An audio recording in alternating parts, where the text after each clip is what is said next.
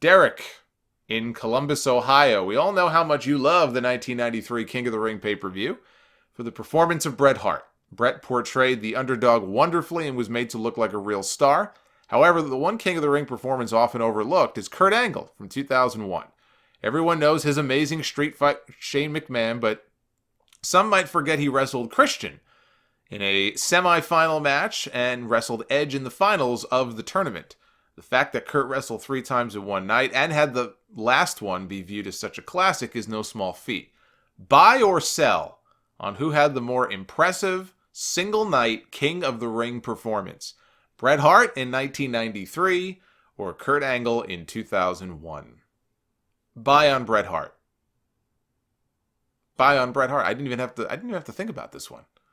Did not even have to hesitate in answering this. I've actually been looking forward to answering this. Buy on Bret Hart and sell on Kurt Angle. Yes, they did both each wrestle 3 times in one night. And their total match times, if you go back and add it up, are comparable. I think Bret edged him out by like 2 or 3 minutes as far as total time wrestled that night. The quality of the matches and the stories being told give the easy edge to Bret Hart. First of all, the story at the 2001 King of the Ring was Shane McMahon doing everything he could to wear out Kurt Angle ahead of their street fight later in the show. The matches that Kurt had with Edge and Christian, they were fine. I mean, they were good even, but they weren't great. I mean, Kurt had much better matches with Edge in 2002. He had much better matches with Christian in TNA. So they were good. They were good matches. There was nothing special about them. And actually, the one thing I really hated, frankly, again, the whole purpose was for them to build to Kurt having this great big brawl with Shane. What I hated was the way that they just kind of rushed through that tournament like it was an afterthought. The finals that year went on, I think, in the middle of the show. Then they had, so even after that final match of the tournament, they had a light heavyweight match and whatever the fuck that was with Undertaker and DDP. And then finally the street fight and then the main event.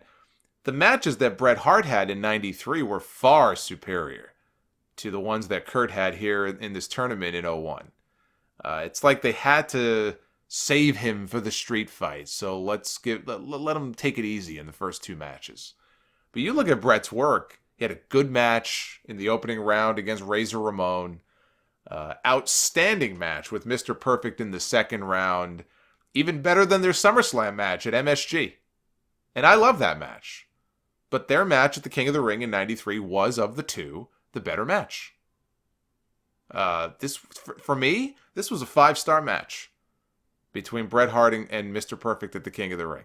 And then in the finals, he had a very good match with Bam Bam Bigelow, doing the whole David versus Goliath deal. Now, I could have done without the false finish with Luna Vachon giving Bret a love tap with a steel chair and then having Bam Bam pin him, which he did. I mean, if you think about it, you go back and watch that.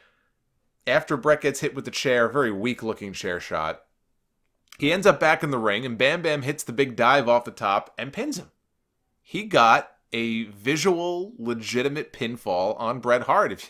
In a way, Bam Bam got screwed, right? The whole, so much for the whole referee's decision is final thing, although maybe that didn't apply back then. So I could have done without them restarting the match, and of course then Bret won.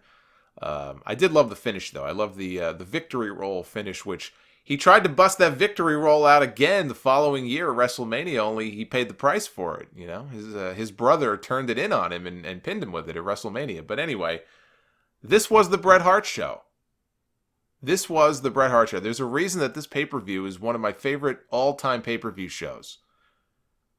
It was the Bret Hart show. And the 01 King of the Ring, you could say, was the Kurt Angle show. But between the two, it was the Bret Hart show way more than it was the Kurt Angle show that year in 01.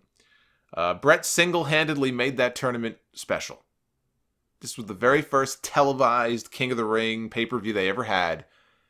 And he made that thing feel like a very big deal. Like he really had a fight for it. Bret had a knack for that. That's how he told stories in his matches. A lot of the time, it was Bret taking a beating. It felt real. It looked and felt like this guy really was getting his ass handed to him, and he fought back and came from behind, and that was his deal. That was his MO. And there's never, I don't think in that company at least, never been anybody as good at that than Bret Hart. I think if you take him out of that tournament, I don't know who you replace him with. Let's say Bret was never in the King of the Ring in 93. Again, I don't know who they would have replaced him with, but I think that thing is a flop. If you ever wanted to see a one-man show, you don't need to go to the UK to hear some legend tell road stories on stage. Just watch Bret Hart at the 1993 King of the Ring.